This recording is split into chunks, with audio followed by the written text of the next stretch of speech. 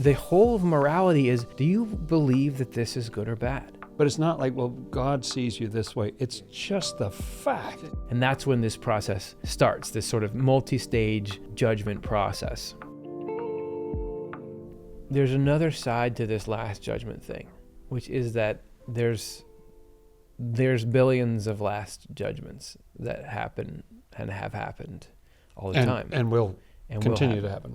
Each of us has got a last judgment heading our way.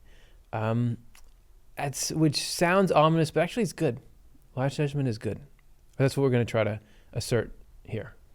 And even in the Bible, you see there's some quote to the effect that it is appointed to man once to die and then the judgment.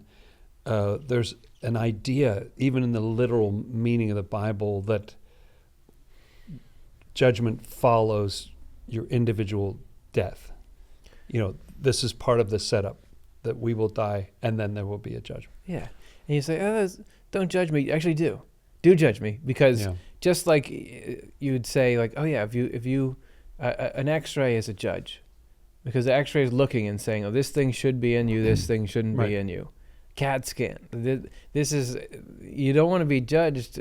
You do, because you want to figure out what needs to happen to get you to health or to happiness or whatever. And the last judgment, or the judgment that happens to us as individuals, as Swedenborg describes it, is actually like fairly pleasant, important, but pleasant process. So this is how he describes it. This is switching over to his book, Heaven and Hell, where he talks about the process that everyone goes through when they awaken. So as we come into this new spiritual world that was made new by the last judgment on a grand scale, this is what happens to us. When we are being faced with our deeds after death, angels who have been given the task of examining look searchingly into the face and continue their examination through the whole body, beginning with the fingers of one hand and then of the other and continuing through the whole. When I wondered why this was so, hey, what are you doing? It was explained to me. The reason is that just as the details of our thought and intention are inscribed on our brains, because that is where their beginnings are, so they are inscribed on the whole body as well, since all the elements of our thought and intentions move out into the body from their beginnings and take definition there in their outmost forms. This is why the things that are inscribed on our memory from our intention and consequent thought are inscribed not only on the brain, but also on the whole person. And I assume he's talking about the spiritual body, but it gave me this sort of mental image a few years ago. You can tell how long ago it was, because I was picturing like an old VHS cassette or something, but like our body is kind of a video, like you can, the angels can play it almost, they can see what you've been through, who you are, what you're all about. And this is very important for your information, so that you know who you are, because we're sort of a mystery to ourselves, but also for the building of society, because this is what you love. There's these other people over here who love that, and it helps organize society. This is another place where I feel like theological misinformation has made people worried about something that they don't need to worry about. So there's been different Christian theories based on reading cryptic things in Revelation that, okay, there's going to be this judgment, and it's going to be, it's something that you don't want to have happen. It's pass fail. It's very rigid. The stakes are very high. But then you have people who have who actually go and see it. So everybody who's, call them near-death experiences, people who actually go and get into that very afterlife where heaven is.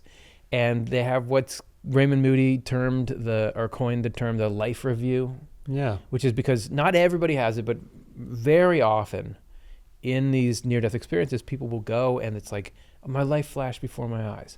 I got to see everything that was there. And nobody says, I wish I didn't have it. Even people like, I think of Howard Storm, who we just had on this channel recently, who has one of the classic near-death experience books of all time. And he had a life review that was unpleasant to go through, because he had to see, and this is what he said about himself, so I'm a jerk. Like I've been selfish and I've harmed a lot of people, and you go through and you just see the truth of like, this is how my actions made people feel. This is the impact. This was like what it was like to be them, having to live around me or interact with me. And always people say, the light wasn't judging me. The angels weren't, as we think of the term judge, like it's rubbing it in or something. It's done in this atmosphere of love. And it's suddenly striking me how much more effective that is than if somebody came, you come before a tribunal or something, you sit there, you say, okay, next, all right, you're a jerk, you know. Well, thank you. What's your first? No, I'm not. Yeah. You're misunderstanding. I mean, just take another look or something. You don't know what you're talking about. Yeah. You'd fight back. But what an interesting way to almost, in effect, see a movie of your life, and you objectively can see that guy's a jerk. You know? Yeah. Like that. That was not a good thing to do. Yeah. This is not a good thing, and I can see other people reacting. Because I just found a passage the other day in Swedenborg. I didn't know there was this in there. But he said something about the being able to see your effect on other people. You know, that's part of it as well. That you can see from their perspective, which is kind of a mystery to us in this life sometimes. Right. We don't really read other people well. Or we don't realize, I really offended that person. I can only imagine what you're going through right now. Yes. Sitting there. That's right. I know. To be on this show, I know. Now, and there's people who are like worried. Okay, are you going to judge me or not? Why doesn't God just like, you are so bad? Because you don't understand what we're doing here.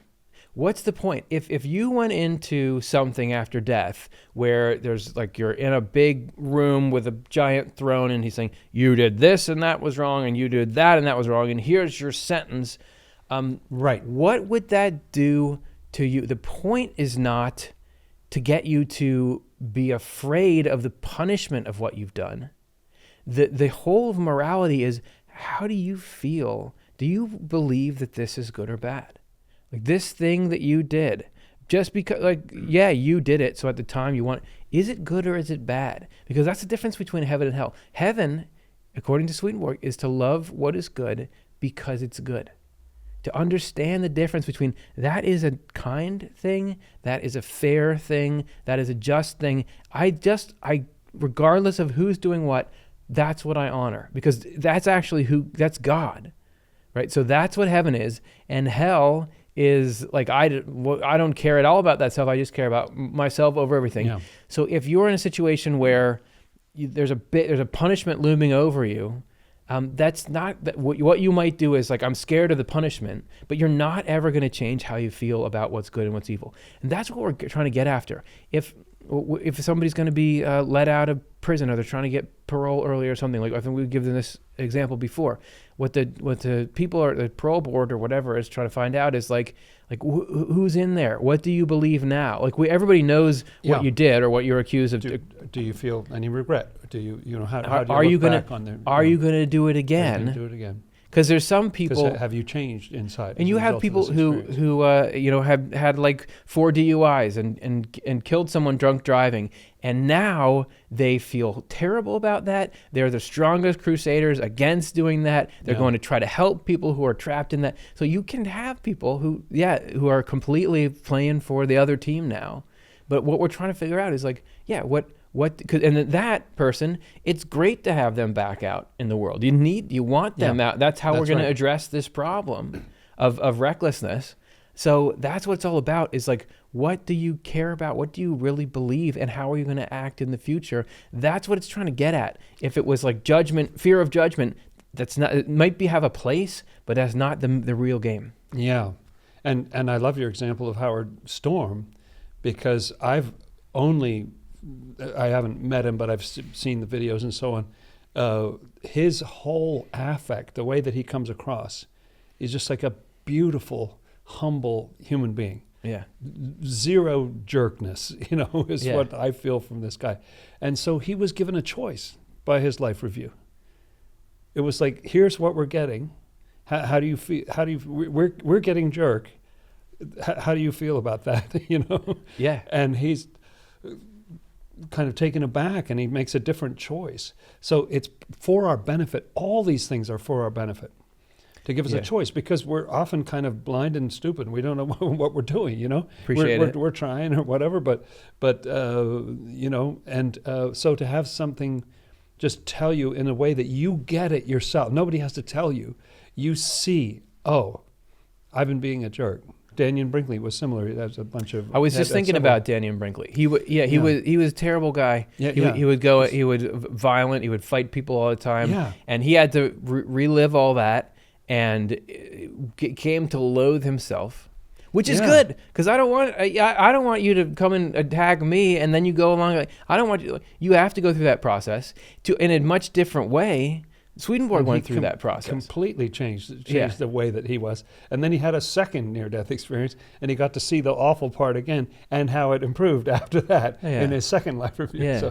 So, what about Swedenborg, too? He had, if you look at his Journal of Dreams, that's sort of the same process, where he goes from being egotistical and arrogant, and who knows how many, I don't think he was fighting people, but how many cutting things has he said about people? How many times has he tried to undermine? Who knows what he was doing? No, I know he jumped ship that one time. He was pretty arrogant. Yeah, he was arrogant. And he gets to the point where when you read the theological stuff, because of that process, you don't see any arrogance. You don't see anything that rubs you. You're just like, oh, this guy is just like very humble. Humble. You see even the portraits of him, just his face from that time. He's like, he just sorry. Yeah, right. But it's not coincidental.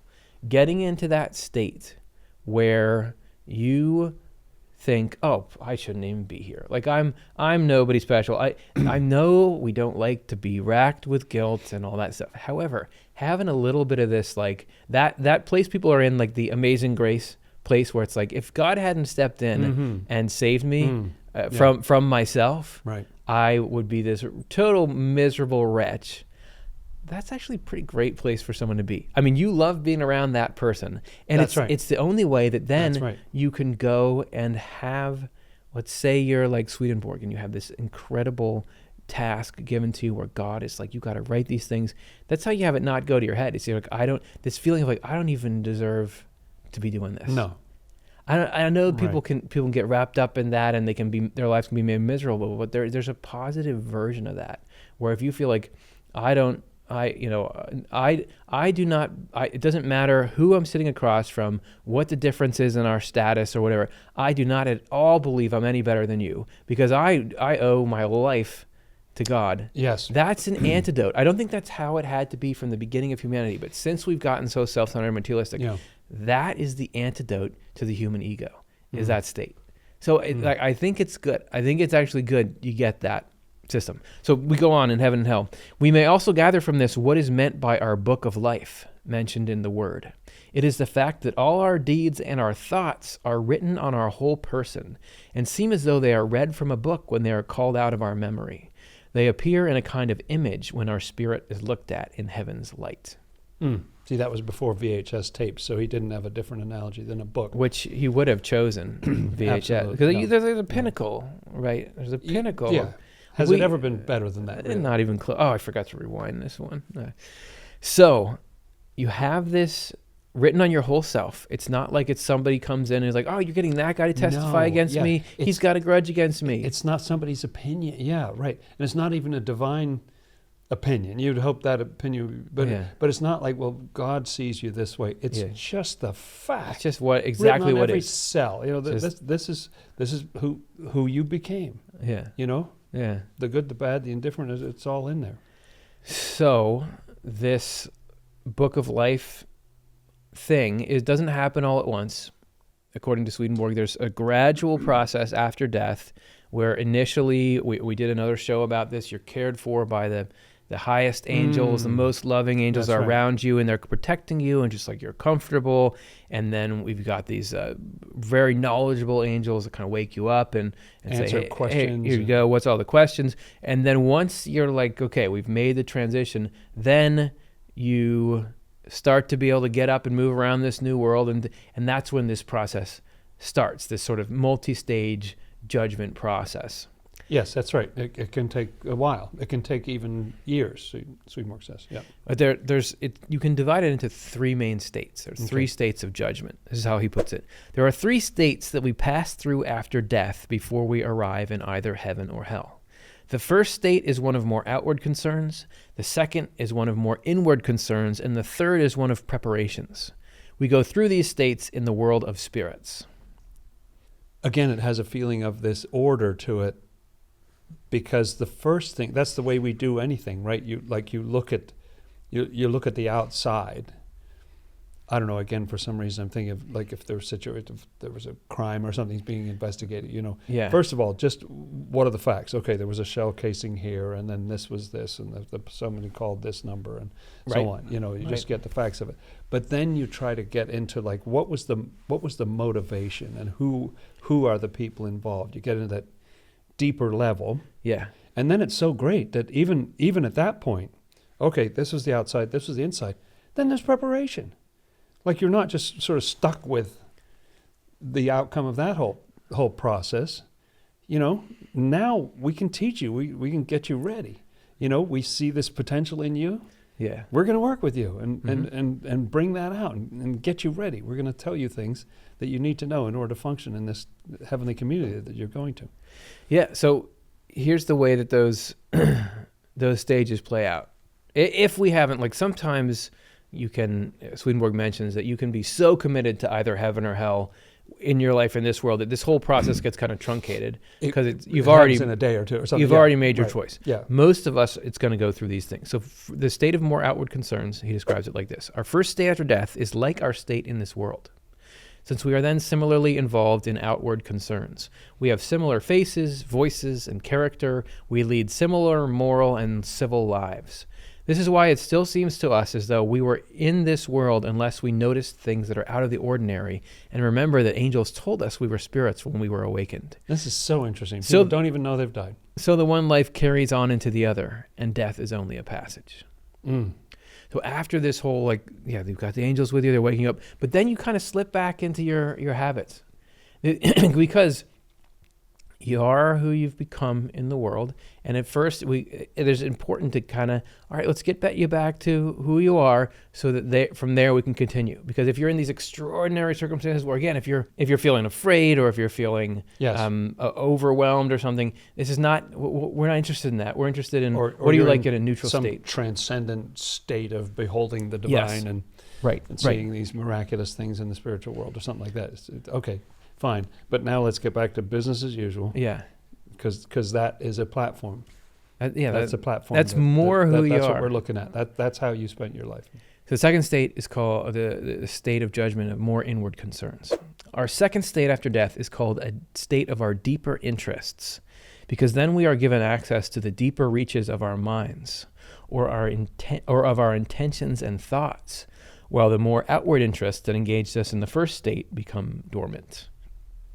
Wow, so you get to kind of see what you're like without all that going on, all that sort of external level, and partly that you care about what other people think, or you're trying to make it look, or you're hiding this, or you're doing a little complicated thing. Everybody's got an inner life and an outer life, and all of us are like, okay, we go. Come on this show and we talk a certain way, and this is like you got your sort of high moments, and then there's like your little self that you are when you're at home and you're like, well, gremlin. Yeah. So everybody's got that, and you've got an inner and an outer self. When you're at a party, now I've not been to one, but I've researched them. When you look, I've heard about this. Yes. You do not say everything that pops into your head. You would be horrified to say most of the things that popped into your head. And that's why we're in the world, is because you got this inner nature that, according to Swedenborg, is like immersed in all kinds of things you would not want people to know you're thinking, like sort of feelings you would not want people to know that you're feeling. But then you got this external self where you've got this buffer, and you can say, all right, well, I'm not going to do that because that's, and you can function in society. What would be polite in this situation for me to say something, And throughout your life, your inside self starts to catch up, whereas through regeneration, you have the privacy to change inwardly to become the way you've been acting since you went through finishing school. That's right. So that in the spiritual world, there's not that same separation of inhibitions. That's why some people say, why don't we just start in the afterlife? You wouldn't want to start there. You want to start here, where you have a chance. It's nice to have the privacy. Yeah, where you have a chance to kind of, speaking of not judging, like God's giving you your own little box in here where you can go through whatever, you can be whoever and whatever, and slowly turn good. And that's when that inside part of you that doesn't have inhibitions, that people drink alcohol or something and they start to lose their inhibitions. Right. And they're like, oh, I can't believe I did this thing. That part of you, the more impulsive part of you, starts to then come out in this second phase. This is Heaven and Hell 505. When spirits are in this state of their deeper concerns, then it is obvious what kind of people they really were in the world. They actually behave in accord with their own nature. People who are inwardly devoted to the good in the world then behave sanely and wisely, more wisely than they were living in the world, in fact, because they have been freed from any connection with the body and therefore with the earthly things that darken and cover with a kind of cloud.